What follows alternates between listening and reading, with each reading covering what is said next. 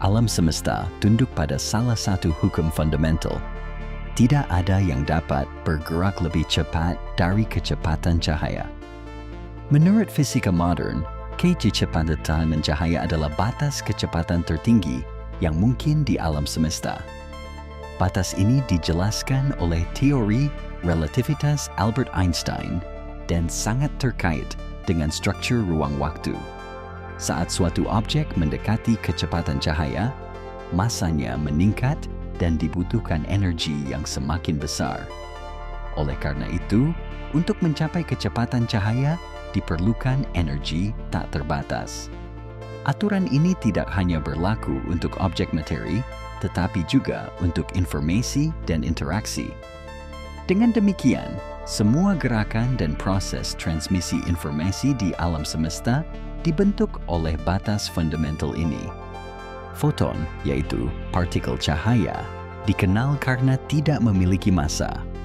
Menurut teori relativitas khusus Einstein, setiap partikel tanpa massa hanya dapat bergerak dengan kecepatan cahaya di alam semesta.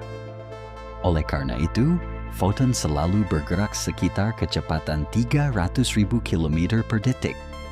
Kecepatan cahaya dianggap sebagai kecepatan tertinggi di alam semesta, dan tidak ada informasi atau materi yang dapat melebihi batas ini.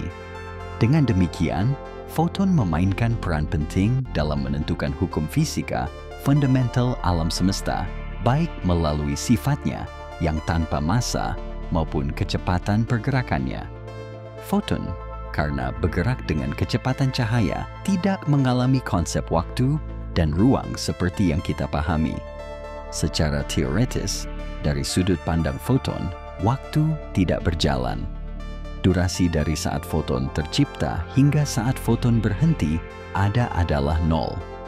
Ini berarti foton mencapai titik manapun di alam semesta dari titik lain secara instan. Dengan kata lain, bagi foton, tidak ada jarak atau waktu yang berlalu antara titik awal dan titik akhir. Situasi yang tidak biasa ini membantu kita memahami sifat cahaya dan perjalanannya di alam semesta. Bagi kita, jarak dan rentang waktu yang besar hanyalah satu momen dan satu titik bagi foton.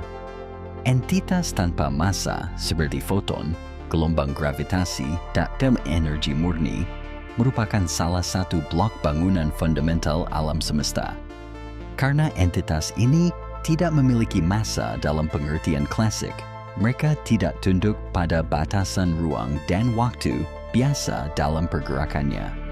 Sementara foton bergerak dengan kecepatan cahaya, bagi mereka waktu sebenarnya berhenti, dan mereka hanya bergerak dalam ruang. Gelombang gravitasi, di sisi lain, membawa informasi dan energi, menciptakan riak dalam jaringan ruang waktu. Energi murni adalah dasar transformasi di alam semesta berkat kemampuannya untuk berubah menjadi materi. Fenomena tanpa massa ini memperdalam pemahaman kita tentang bagaimana alam semesta berfungsi dan membuat kita mempertanyakan batasan konsep ruang dan waktu.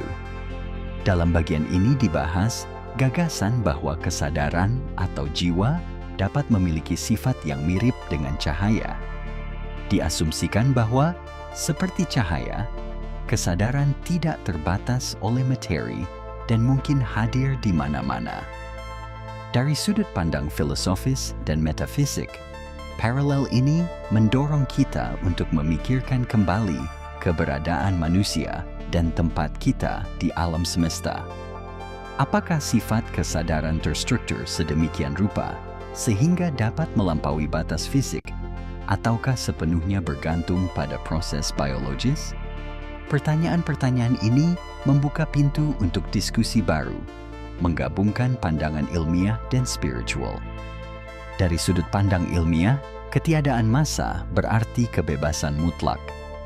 Cahaya, berkat ketiadaan massanya, tidak menghadapi hambatan di alam semesta dan terus melaju dengan kecepatan tak terbatas. Namun cahaya tidak hanya muncul sebagai fenomena fisik, tetapi juga sebagai metafora jiwa dan misteri alam semesta. Teka-tekinya telah menarik perhatian para ilmuwan dan filsuf selama berabad-abad. Mungkin, hakikat cahaya menawarkan kita kunci untuk memahami makna terdalam keberadaan dan wajah sejati kebebasan. Referensi ilmiah Einstein and 1905 tentang elektrodinamika benda bergerak. Annalen der Physik Feynman RP 1985.